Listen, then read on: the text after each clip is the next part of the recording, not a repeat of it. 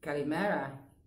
Good morning. It is so boiling hot on the island of Rhodes, but we are getting close to high season, so that's not unexpected. For those of you that don't know me, my name is Sarah Hatch-Pavley, and I am a wedding celebrant, and I live on the beautiful island of Rhodes in Greece.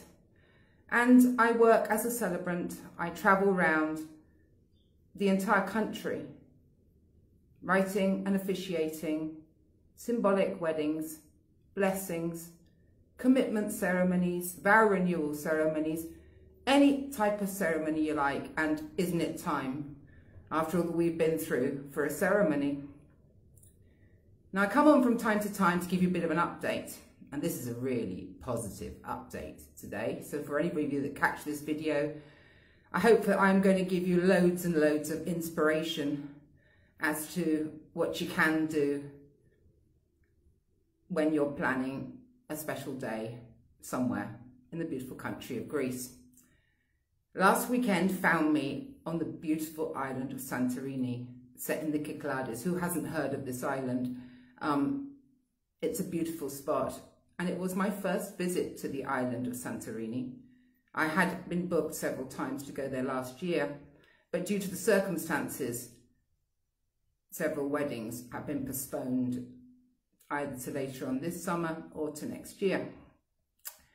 But I was contacted about a month ago by a couple who'd been in touch with me last year, but had actually postponed their wedding due to the COVID situation into this year.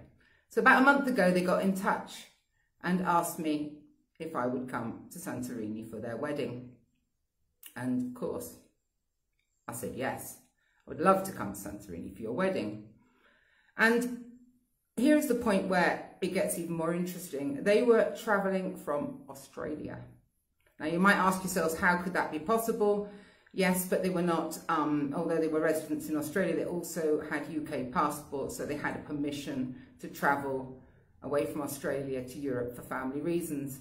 And so they had their wedding in Santorini last weekend at the Venezanos winery. And I got up with the first cock-a-doodle-doo, actually before really, to get on the first flight from Rhodes to travel to Santorini the day before the wedding, because we'd arranged to meet at their villa to have a bit of a chat and to have a little bit of a rehearsal about how it was going to how the ceremony was going to take place the day later. And so I got to Santorini, I picked up my car rental, and I set off for the very, very first time ever with GPS on my phone. Now, you might ask why I haven't had to do that before. I live on a rock, I live on Rhodes, lived here 30 years. Who needs GPS when you live on the rock of Rhodes? And in the UK, everybody has it in the car, so I just pressed the button. So I had to use my phone, and that was all great until I realised that my battery was virtually on zero halfway across Santorini. I was happy to find that the roads on Santorini were nothing like the roads on Rhodes, much smaller, and so it was very easy to kind of find your way about. But anyway, with the battery on 9% or 7% or something, I got to the villa, and yeah, we had a little bit of a practice, because the reason they'd really wanted to practice is because they'd arranged to have a hand tying, I should probably call it, at their ceremony.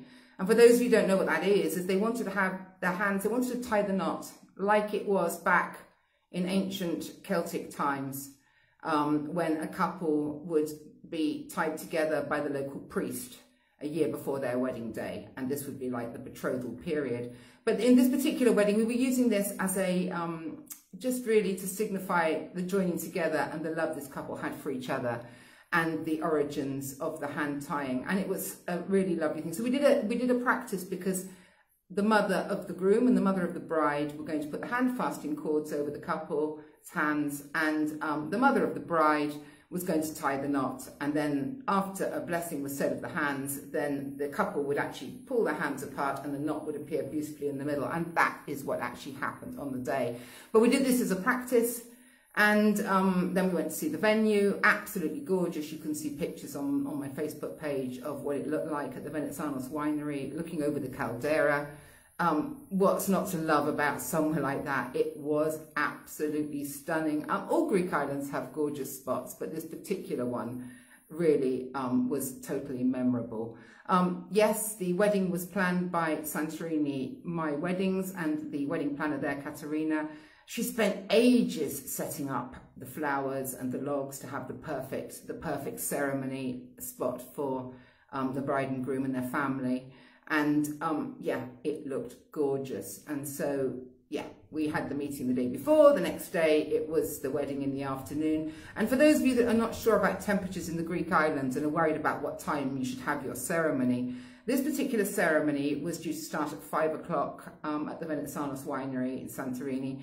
It was hot, not just hot, extremely hot. They had fans, obviously, because it was so hot. And after the ceremony, they had ice cream, they had lots of water, and it was black tie. But while they were waiting, the groom did wait and put the jacket on for the ceremony. That's how hot it was. So that was a 5 o'clock ceremony last Sunday on the island of Santorini. So for those of you worrying about heat or whether it's what time of day, head for the later time of day.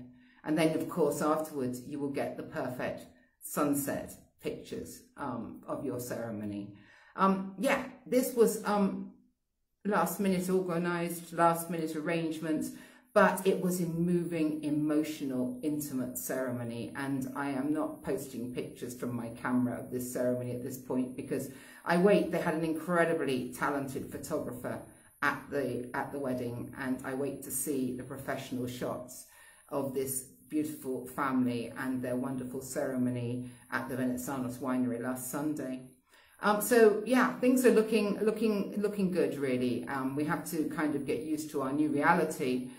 Traveling around the domestic flights in and out of Athens airport, I felt incredibly secure. I love the airlines in Greece, and it was perfect, really. The planes to Santorini were virtually full.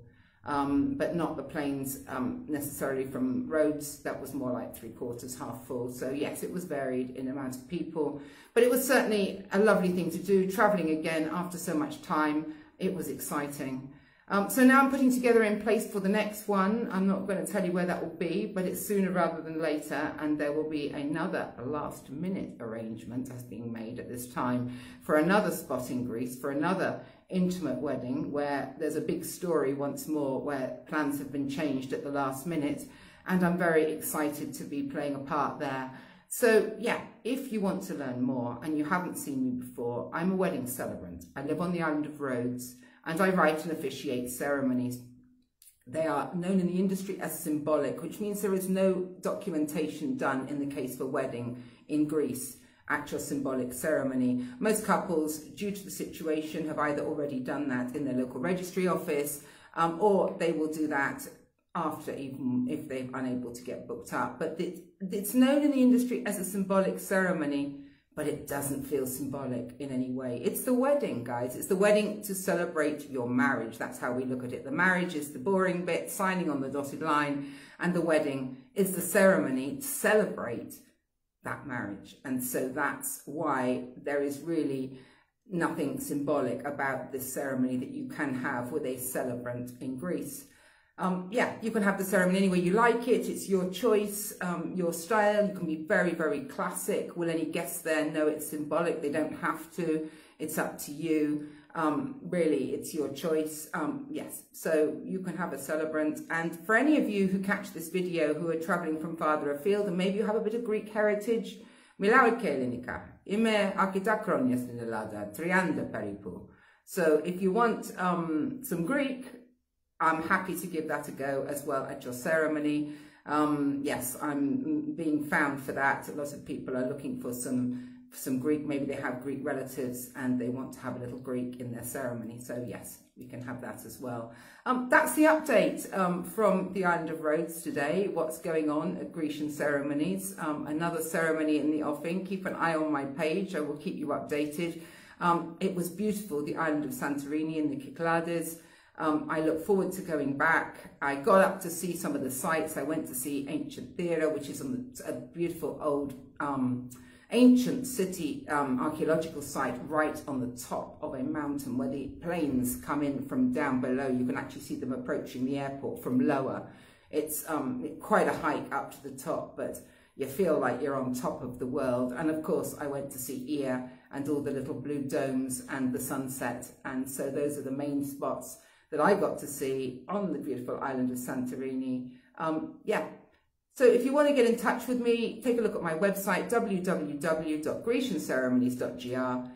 Send me an email, info@grecianceremonies.gr, or send me a message on Facebook, Instagram, wherever you find me. Always happy to chat, always happy to help, always to share my years of experience of living in Greece with any couple, whether you book me or not.